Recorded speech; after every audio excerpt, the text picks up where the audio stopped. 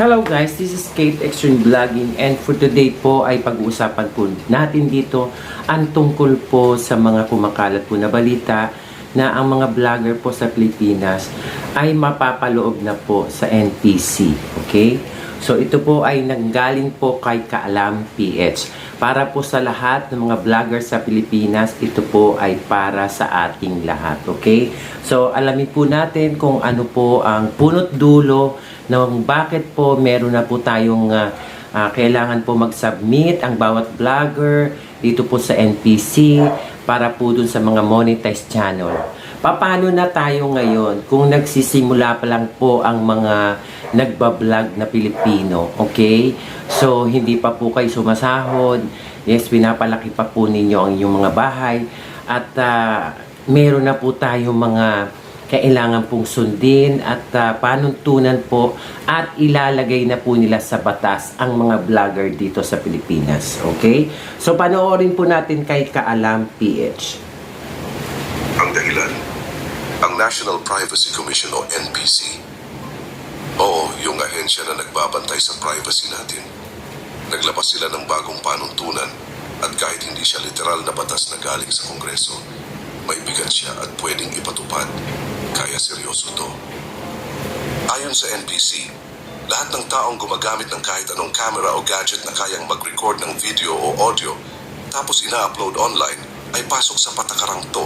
Kahit pa hindi ka kumikita sa YouTube o hindi mo sinasadya, basta naglabas ka ng content, covered ka na. At hindi lang tutungkol sa professional camera ha.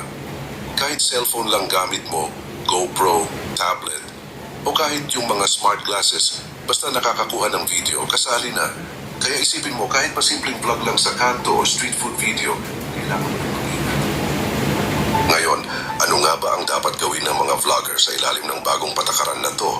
Una, kapag may kinukuhanan kang tao sa video, dapat sabihan mo muna siya.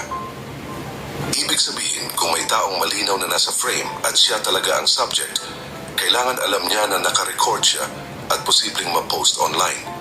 Parang simpleng paalala lang at siguro naman karamihan sa atin ginagawa na yan. Pangalawa, kailangan may privacy notice ka sa channel mo o kahit sa caption ng video. Dapat nakalagay doon kung paano pwedeng humiling ang mga taong nasa video na tanggalin ang content kung ayaw nilang maisama. Medyo technical pero gets naman, respeto na rin yan sa privacy ng iba. Pero ang pinakakumakalat na issue ngayon ay yung pangatlo. Kasi kailangan mo raw i-blur ang mukha ng mga taong hindi mo kilala pero nasama sa video.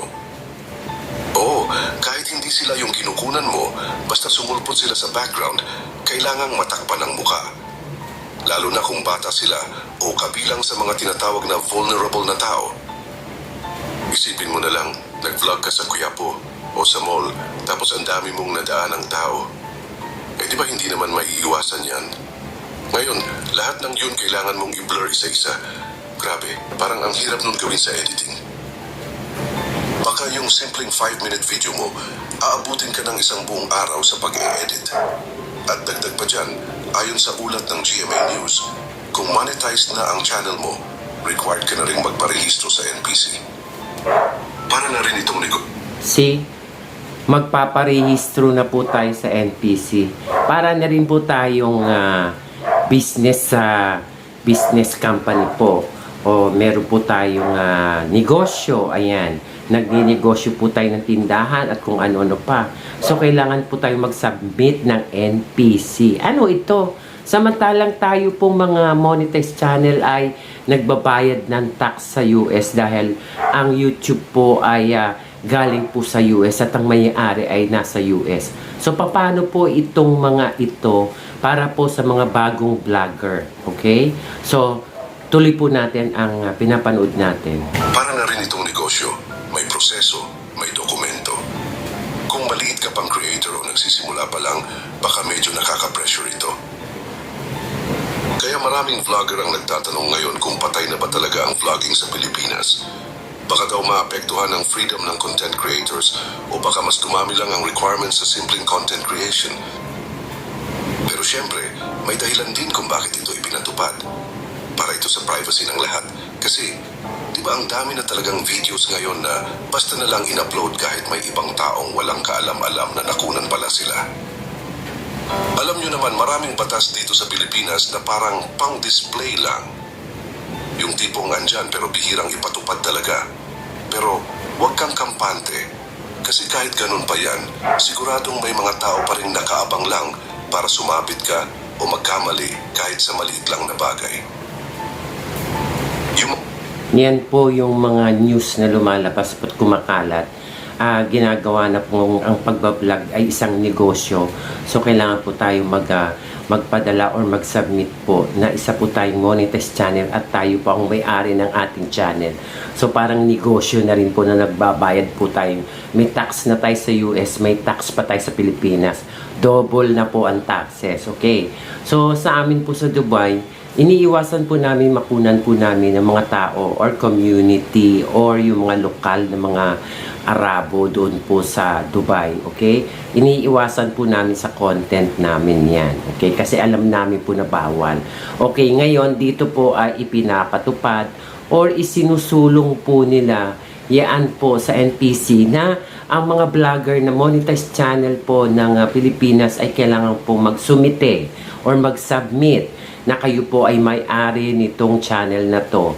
At kung sino man po yung napasama dun sa video nyo na ayaw niya pong magpa-post, pwede nyo pong i-delete. Paano ngayon? Kung nag-viral po ang video na yon, paano mo ngayon i-delete yon? Yun po ang maraming katanungan po para po sa mga vlogger dito sa Pilipinas. Okay, diretso po natin ang pinapahayag ni Kaalam PH. Yung mga tinatawag nating bashers o trolls, mahilig talaga sila sa gulo at parang hobby na nila ang manira ng ibang tao online. Sa totoo lang, may mga nagko-comment na nga sa akin na parang nag-aabang na lang kung kailan ako magkakamali. May nagsabi pa ng, "Oh, anong gagawin mo ngayon? Wala na yung channel mo."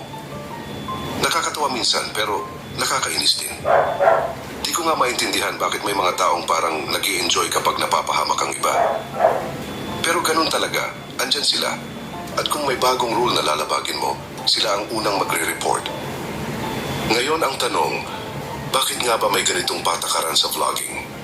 Marami ang nagsasabi na nagsimula to dahil dun sa isang banyagang vlogger, si Vitali, yung Russian na kung saan-saan nagpupunta at parang ang goal lang ay manlait ng mga Pilipino. May mga video siya na parang ginagawang katatawanan ng mga tao dito. Pero hindi lang siya ang dahilan. Marami na rin kasing vloggers na pumupunta sa mga mahihirap na lugar, nagvi-video ng mga bata at mga tao sa kalye, tapos ipopost online. Kahit pa ang goal nila ay ipakita ang realidad o maghatid ng awareness, pag walang pahintulot mula sa mga taong nakuhanan, posibleng lumabag pa rin yan sa karapatang pantao lalo na sa usapin ng privacy. Gets ko naman. Kung sinusugat Karapatan ng tao po, sa totoo lang, it's true.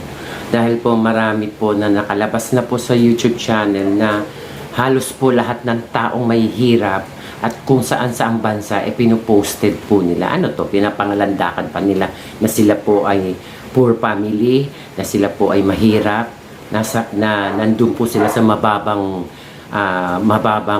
gobyerno o mababang kapuluan. Ganun po dapat ba? 'Di ba? Ang pagba-vlog, syempre, yung kung ang kinikwento mo sa iyong pagbablog ay katulad po ng ginagawa ng National Geographic, okay? Kung ano man po yung subject nila, siyempre kukunan nila yung dagat, yung mga isda o yung mga ganon. Yun lang, wala na pong kasamang tao. Okay? Kung tao naman ang subject mo, so siyempre, kung ang pinag-uusapan nyo ay poor people, okay, slum people, kung ano-ano pong tao, so tao po ang kukunan nyo. Pero magpapaalam po kayo. Okay, pagpatuloy po natin to. Gets ko naman. Kung sinusunggaban mo ng camera ang mukha ng isang tao tapos nilalagay mo online kahit ayaw nila, hindi na tama yon. Dapat talaga may respeto. Kung ayaw nila mapabilang sa video mo, irespeto mo yon. Pero ang tanong ngayon, paano na yung mga vloggers na gumagawa ng content sa labas, gaya ng street interviews o travel vlogs? Kasi sa bagong patakaran, kahit yung mga taong nadaan lang sa background ng video mo, kailangan mo pa rin i-blur ang mukha nila. Kahit wala silang ginagawa, basta nakita sila sa camera mo, sakop pa rin ng batas. Yun po. At lahat po ng video na mangyayari po at kukunin nyo po sa labas, ibablur nyo na po. So, anong klase na po yung video nyo? Di ba wala ng kwenta? Kung kayo po ay namamahayag, tapos nagbablur po kayo ng mga tao, so ano ng klase ang inyong kwento? Di ba? Hindi na maganda yung video nyo kasi may mga nakablur, right? Katulad po doon sa ating kilalang si Jay Costura, kung ayaw po magpakita po ng kanyang mga bisita, binablur po nila yung mga mukha, okay? Yung boses lang po ang ginagamit nila sa kanilang pagtatalakay. Okay, sundan po natin ang kwento ni Kaalam PH.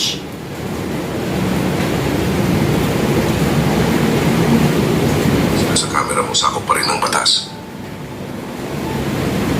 Isipin mo na lang, nag-shoot ka sa isang public place tulad ng palengke o park. May daan-daang taong dumadaan sa likod mo. Bawat isa sa kanila, kailangan mong i-edit at takpan ang muka. Bukod sa nakakapagod sa editing, ang pangit pa ng kalalabasan ng video. Hindi ba't ang purpose nga ng mga ganitong vlog ay ipakita ang buhay sa labas? Pero kung puro blur na lang ang makikita, parang hindi na rin worth panoorin. Dagdag pa dyan, may ibang mga vloggers na nagsasabi na naapektuhan na agad sila. Hindi lang kasi ito usapin ng artistic side or visual quality ng video, may epekto rin ito sa kita nila, lalo na kung monetized ang channel nila. Yung iba napipilitang magbawas ng upload o kaya naman lumipat ng niche na mas safe tulad ng home content o reaction videos. Pero hindi lang ang mga creators ang pwedeng maapektuhan dito, pati ang viewers, posibleng mawala ng access sa mga vlog na dati nagbibigay ng aliw, kaalaman o inspirasyon. Hindi rin maikakaila na nakakatulong ang ganitong content sa turismo at pagpapakilala ng kultura ng Pilipinas. Maraming banyaga ang nakikita ang ganda ng bansa dahil sa mga travel vlogs. NPC, yes, NPC po, National Privacy Commission. So, ang lahat ng vlogger po ay kailangang magsumite sa NPC na kayo po ay may-ari ng channel at binibigyan po ng babala ang lahat po na vlogger na kung kayo po ay kukuha ng mga video regarding po sa streets at marami pong tao ay kailangan po i-blur. So ano na ang mangyayari sa mga video nyo kung ganun po ang lahat ay naka-blur. Okay, so paano na ngayon yan? Okay, so marami pong maapektuhan ng mga vlogger sa Pilipinas dahil po sa ipapatupad po or isusumite sa Kongreso na para po dito sa pagbablog nating mga Pilipino. Hindi lang po akong apektado po tayong lahat. Okay? So, hopefully po, nawa po, iwasan po natin. Kung let's say, nagbablog po tayo ng about sports, right? Yung katulad po ng mga motovlog, yes. See to it po, kayo na lang, kunan nyo na lang po ang inyong mga sarili, okay? Tapos po gawan nyo na lang reaction comment, gawan nyo po ng kwento, ganon, para po hindi maapektuhan ng mga channel nyo, okay? Gawa po kayo ng ibang mga niche o ibang subject, tungkol po sa mga pagkain, tungkol po sa mga household, yes, gawan nyo po ng ibang paraan ang channel para po hindi kayo mapasama sa mga sinasabi po ng NPC or National Privacy Commission dahil po sa pagbablog, okay? Actually po, doon po sa amin sa Dubai, pinagbabawal po ang pagkuha ng video doon po sa mga lokal, sa mga bata, okay? Binabawal po yan dahil po marami nagrereklamo na nakita po nila sarili nila na nasa YouTube na, okay? So, ang gusto po nila ay privacy. So, kami pong mga vlogger po ng Dubai, hindi po namin, yung iba, siguro, yung iba po, kinukunan nila ng video yung mga, yes, kinukunan nila ng mga video ang mga tao, okay? Para ipakita na ito po ang tao sa Dubai, okay? So, depende sa subject mo, okay? Depende sa niche mo, okay? Let's say kung travel vlog nga, kung sinasabi ni Kaalam PH, travel vlog. Siyempre, sa travel vlog, maraming tao kang dadaanan ng video mo, of course. Pero see to it na gawan mo na magandang kwento para hindi maapektuhan ang channel mo. Okay? So, para po sa lahat po ng vloggers sa Pilipinas, see to it po na kung kukuha po kayo ng video, see to it magpapaalam po kayo at kailangan po lahat lahat po ng ginagawa nyo travel vlog, humingi muna po kayo ng sang-ayon para sa kanila, para kukunan nyo po ng video sila, makita man nila ang sarili nila po sa video, nagpaalam po kayo. Okay? So, dahil po sa kanilang ipinatupad sa National Privacy Commission, yes po, marami ang mag-a-adjust ng kanilang channel dito po sa pagbablog, dito po sa Pilipinas. Okay? So, ayan po, babala na po yan sa mga vlogger. Dahil po, ang dami na pong nakalabas sa YouTube channel na almost po kahit po yung mga simple pong magsasaka, mga kung ano-ano po pinapakita nila sa YouTube na, do you think nagpaalam ba kayo sa mga may-ari ng mga mukha, ng mga may-ari ng mga taong, yes, kung ayaw po nila magpa-video, ayaw po nila lumabas po sa pahayagan, natural, magagalit po sila. Okay? So, hopefully po, para po sa aking mga ko-YouTuber, hopefully po, iwasan natin ang kumuha po ng mga larawan or ng mga video po mula po sa mga sangkatauhan. Okay? Sa community po. Huwag po natin sila kunan. Okay? Kung sila naman po ay okay lang, nakunan sila, okay lang, no? Walang problema yan. Ang ating pong yes po to, ating NPC po, ang National Private Commission, okay, ay binibigyan po ang mga tao ng halaga na ayaw po nila. Let's say po maraming tao na gusto po katahimikan, okay? So, ibigay natin sa kanilang katahimikan, okay? Huwag po natin angkinin ang lahat po ng nakikita natin sa paligid natin na pwede po nating kunan, okay? So, ito po ay reaction comment mula po kay Kaalam PH. Babala po para sa mga YouTuber po dito sa Pilipinas. At ito po ay si Kate Extreme Vlogging at magandang gabi.